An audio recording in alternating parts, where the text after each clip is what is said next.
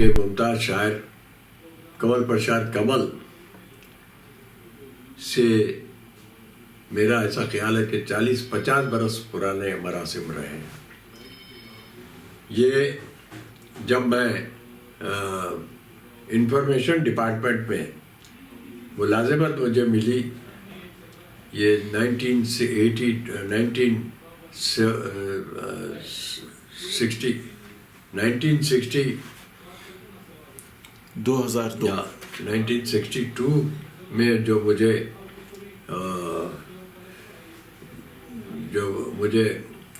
1962 میں وہاں مجھے ملازمت ملی، تو یہ میرے باس بھی تھے.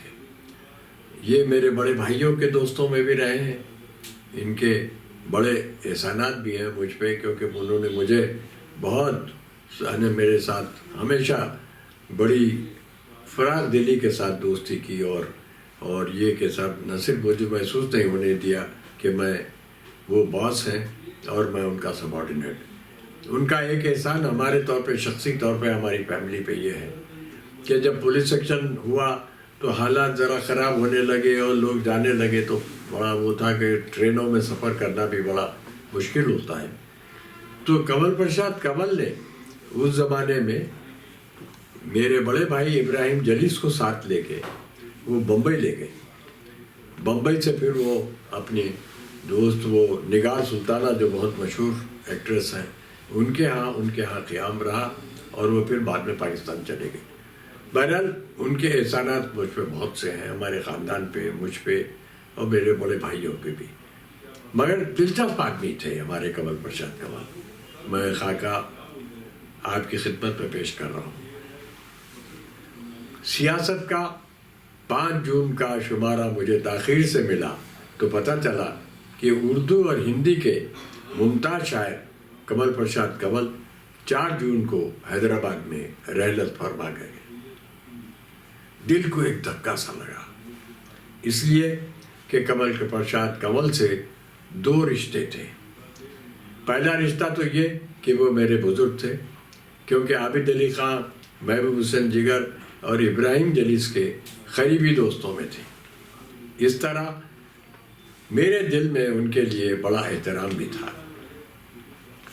پھر ادب اور تہذیب کا الگ رشتہ تھا. وہ حیدرآبادی تہذیب کے سچے علم بردار اور سیکولرزم، رواداری، اخوت، انسان دوستی میں اٹوٹ عقیدہ رکھنے والے انسان تھے. سب تو یہ ہے کہ ان کو دوبارہ ٹیوب کے اندر داخل کرنے کی کوشش کرنا. شاعر ہونے کے ناطے شہرت کا طلبگار کون نہیں ہوتا، وہ بھی تھے، مگر انسان کھڑے تھے. چھوٹوں سے ہمیشہ بے حد شفقت کے ساتھ پیش آتے تھے. افسوس کہ رواداری، محبت اور حیدرآبادی تہذیب کا ایک نادر نمونہ ہمارے درمیان سے اٹھ گیا. ان سے میرا ایک اور رشتہ بھی تھا جو افسر اور ماتحت کا تھا. 1962 میں جب میں نے حکومت آندھرا پردیش کے محکمہ تعلقات عامہ میں ملازمت اختیار کی تو کنول پرساد کنول اس محکمے میں میرے اسسٹنٹ ڈائریکٹر تھے. ان سے ادبی محفلوں اور اورینٹ ہوٹل کی بیٹھکوں میں میری ملاقاتیں ہو چکی تھی. گویا وہ نہ صرف میرے مزاج سے بخوبی واقف تھے بلکہ میری شرارتوں اور فقرہ بازیوں سے بھی آگاہ تھے. یہ تو آپ جانتے ہیں کہ افسر اور ماتحت کا رشتہ بڑا پیچیدہ اور گنجلک ہوتا ہے. یہ ان کی بڑائی تھی کہ کبھی اس رشتے کی نزاکتوں اور پیچیدگیوں کو مجھ پر ظاہر نہیں ہونے دیا. تاہم اپنی شفقتوں کے باوجود دوران ملازمت وہ مجھ سے خائف ضرور رہا کرتے تھے کہ پتہ نہیں میں کب کیا حرکت کر بیٹھوں. اب انہیں یاد کرنے بیٹھا ہوں تو ان سے وابستہ کتنی ہی خوشگوار باتیں اور یادیں میرے ذہن میں تازہ ہونے لگی. حالانکہ دل اندر سے روتا چلا جا رہا ہے. میں اکثر سوچتا ہوں کہ اگر ایک انسان گزر جائے تو کیا اس کے پسماندگان صرف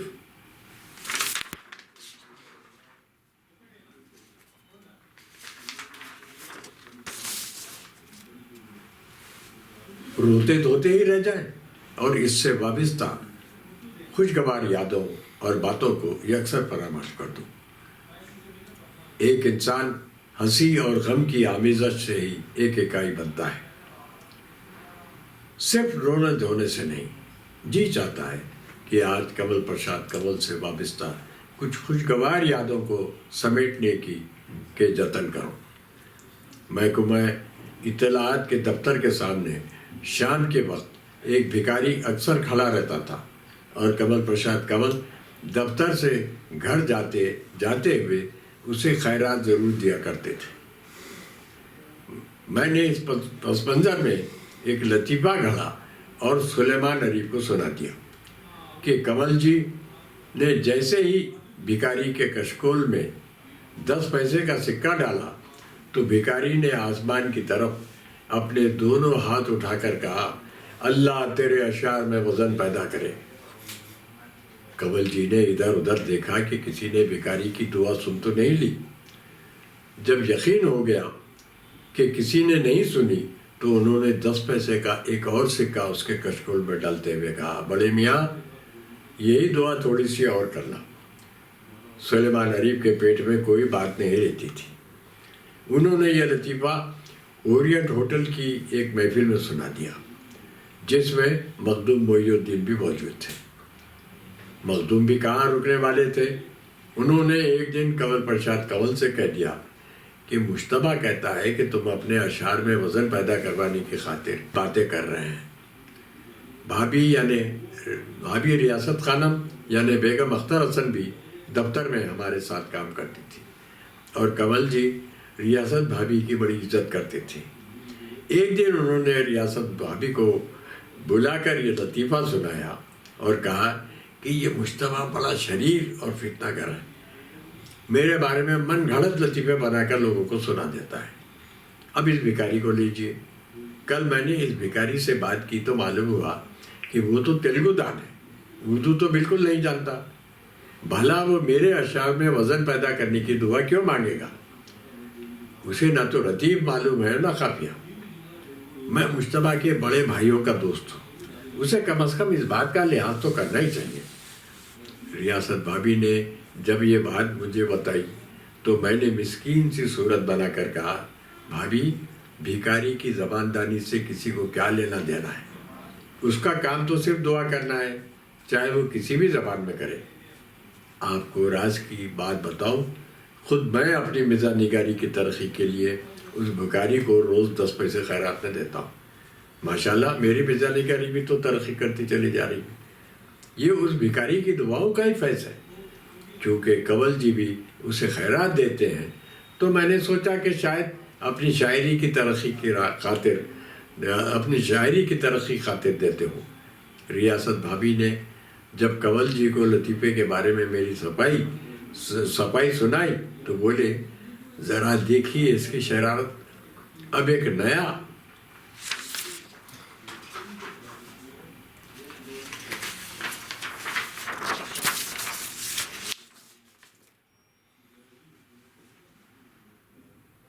ہی شوشہ اس نے لطیفے میں پیدا کر دیا ہے۔ جب چین نے ہندوستان پر جارحانہ حملہ کیا تو سارے ملک میں بلیک آؤٹ کا حکم دے دیا گیا۔ محکمہ اطلاعات کے دفتر میں بھی رات کے وقت عہدیداروں کی باری باری سے ڈیوٹی لگائی گئی کہ وہ دفتر میں موجود رہیں۔ پتہ نہیں چین کب محکمہ اطلاعات پر حملہ کر دے۔ ان دنوں نریندر لوتھر محکمہ اطلاعات کے ڈائریکٹر تھے اور کنول جی ان کی سختی اور ڈسپلن کی پابندی سے قدرے پریشان رہا کرتے تھے۔ محکمہ اطلاعات کے دفتر کی عمارت پر عموماً رات کے وقت ایک لال بتی جلتی رہتی تھی۔ بلیک آؤٹ کی پہلی رات کو 9 بجے تک میری ڈیوٹی تھی اور اس کے بعد کنول جی کو دفتر میں رہنا تھا۔ کنول جی آئے تو دیکھا کہ دفتر کی عمارت پر لال بتی حسب معمول جل رہی ہے۔ بولے، تمہیں تو معلوم ہے کہ سارے ملک میں بلیک آؤٹ کا حکم دیا گیا ہے، یہ لال بتی یہاں کیوں جل رہی ہے؟ میں نے کہا، نریندر